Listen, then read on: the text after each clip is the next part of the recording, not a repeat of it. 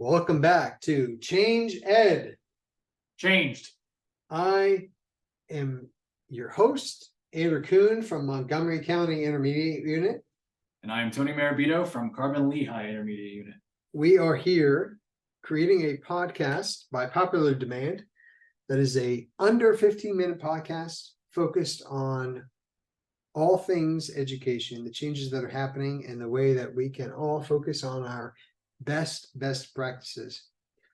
Tony, last session we had talked about the impact of COVID, and where we'd like to head with this is process versus product. So often we can be focused on the product, the end result, and not necessarily focus on the process that gets us there. Makes me think about football. It's football season. And what it specifically makes me think about is that we, as Americans, love to see the Super Bowl. That is the product, right? That is the end product. We want to see the two best teams duke it out. But the thing that we may not see is all of the games that both of those teams played to get themselves there. And even farther behind that, we don't see all of the practices those teams had to get themselves ready for each of the games to get themselves there. We don't see the preseason, right? There's a lot. I mean, there are dedicated fans who will be committed all the way through, and they might hit the mother load and their team might be the team. But we don't always see the process that got them to that product. So we can get this false impression that, okay, we got to be on the product, and forgetting about the process. I'm curious on your perspective when it comes to process versus product. Yeah, I think when it's directly related to science, I think of science and curiosity, right? It's not just about knowing the answers, but asking the correct questions, being curious about something, and then going ahead and exploring that topic. So, so much is what's going to be on the PSSA, what's going to be on the Keystone exam, or what vocab definitions out there. And we lose kind of that exploration, the experimentation, the things that kids really find fun. Science, I feel like, is not always about being right, but more about the exploration, and that's that process we're talking about. Right. So really, it's a journey, not a destination. So when you think about the difference would be when we go to travel somewhere, if we pull up on our phone, we get the directions and tells us when to turn, where to turn, how to get there, as compared to going on a scavenger hunt where you're like, I know we want to find this, but I don't know where it's going to go. Who knows what we're going to find along the way? It might be like having a guide on this cruise with you who says, or on this walk or this journey, whatever you might be on, who says, you can ask them questions, and then that spurs the conversation. The curiosity is what leads, not getting to the end result. So one of the things that's interesting about science is that things that we previously believed or thought to be true have been disproven, right? So things that we might think we're right on currently, or that we're correct, or that we know, we might find new information. We make the best decisions we can with the information we have at that time. And then we have to make changes. We have to think about it differently.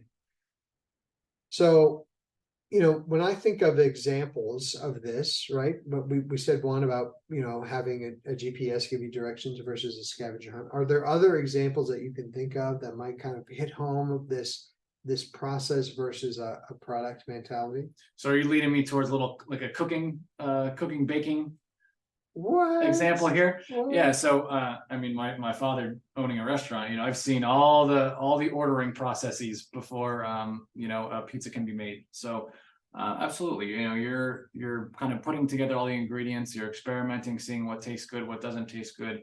But it's more about the journey along the way, right? So we can make errors, we can go back and we can fix things. Maybe there's too much sugar, maybe there's too much salt, whatever the case may be. Just like in science, you can go back and you can disprove things. So just because we learned something in 1955 and we know the inventor or the scientist that's in charge of all of that, doesn't mean that's gospel, and that can't change over time. So I think that's kind of what we have lost in teaching science. Just here's what we've learned years and years ago, and instead of experimenting and trying new things. So I think that's what's being added into this new exploration and experimentation of the new learning processes that are being dropped by the state. The other thing that it makes me think of is the difference for students when working, building, creating with Legos. There are two different mindsets. There are two different ways that you can do that. One would be from a kit, and the other one would be from all of the kits that you've ever collected in your life and all these extra Legos you have where you create and design something. One is about following directions and getting to an end result. That one is about the product. You're trying to design it exactly like it is. I'm going to flip through all of the directions, unless you're a Lego Wish kid and you don't need those, and you can just eyeball it and see it, which there are those kids out there. Thank you for listening to us, by the way. Or you're a person has to follow those directions. But on the flip side is that creation, that beautiful creation of like, this is what it does. Here's how it functions. I created this, this, and this. I took these parts and made something new. So that designing something new, which is really also, what science is about, that the history, the perspective, the understanding is all very crucial and important, but it's supposed to be a launching pad to get us to that next spot so that we're still asking questions. We're still exploring. We're still learning. We're not just memorizing information. We're using that as a bedrock to then build upon. I think you're talking a little bit about learning by doing as well. We just recently had a science professional development where we took a hard-boiled egg and it got sucked through the glass bottle, but I would have not understood air pressure, hot air, cold air, all of those different circumstances just by reading a textbook. I think the experimentation and actually following through on something like that just makes the learning so much better. You so much better takeaway, and just to be able to experiment with something and use it in practice. Learning by doing. I've always been a big fan of that. And all those different FOSS kits and whatnot. But I think taking an extra level and experimenting and trying these things out can really, really make a difference in education. When you were talking, what it made me think of was that these new STEELS standards are about not just getting involved, not just being engaged, but it goes actually beyond hands-on to being minds-on. We want you to get your mind on and in this. So again, go back to that Lego kit. They're both hands-on, but the difference is when it's mind-on, you're actually the one who's creating. I could turn my brain off and follow directions and find the pieces, and they're all in great bags and they're connected, and it's easy, right? But when I'm the one creating, now I'm engaging my mind. I'm being creative, I'm being innovative, and I'm creating something new. So very similar to this process versus product, in my mind, is the scientific method versus the scientific process. Can you talk to me a little bit about that?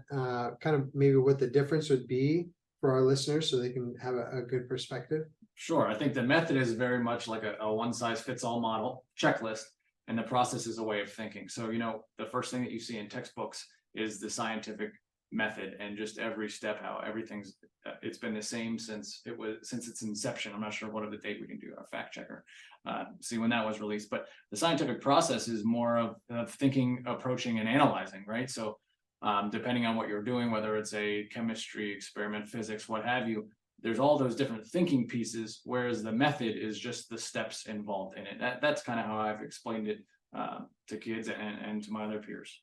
What's your take on it? Well, I appreciate you asking me, because I have a perspective. I'm sure you do.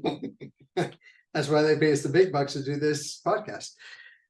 The method, it can be much more rigid, right? Like here are the steps you have to follow, and you're going to get to that end result. And so the concept with our new standards is to move more towards a process where it is fluid, right? It's much more like going on that scavenger hunt. So it's very similar. Kind of, if you can wrap your head around this process versus product, you can wrap your head around the scientific process versus the scientific method, and this shift in the mindset. So it's a very small shift.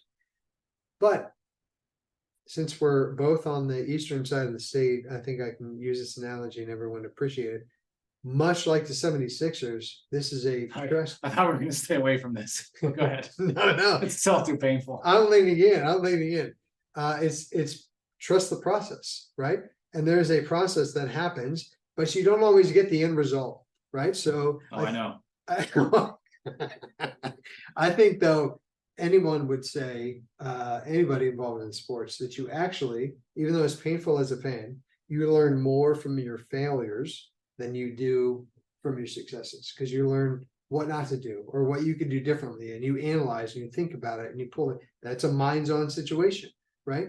When you follow a process or a recipe and you don't have to think about it, then you're not really learning. You're just going through the motions. You're doing the work, you're doing the activities. I mean, if there was a one size fits all for sticking with our professional athletes, if there was a one size fits all, they'd all work out the same way, they'd all do the same thing, they'd all eat the same diets, but it's not, right? It's different for every single athlete, just like it is for every single learner. Closing thoughts. Learning by doing, minds on, hands on. One of my favorite things to do with kids is coding and programming, and you can teach them just a little bit and then let them go on and explore, let them be creative. I think that's what's lacking in some of our studies and what we're doing in science and current science classes. Not that we're doing things wrong, but we could just tweak them a little bit to make it a little bit more experimental and experiential as well. You heard it here first, folks, from Tony Maravito, Carbon Lehigh IU. Hands on, minds on. You got it. Somewhere I think we should go to next is flipping the failure. What does that look like? And even kind of a comparison of what failing versus failure. Because again, these things that you see, we have a lot of verses that we're doing right now, and it's actually shifting that mindset from one to the other. And while there's subtle changes, the end result is significantly different. We'll see you next week.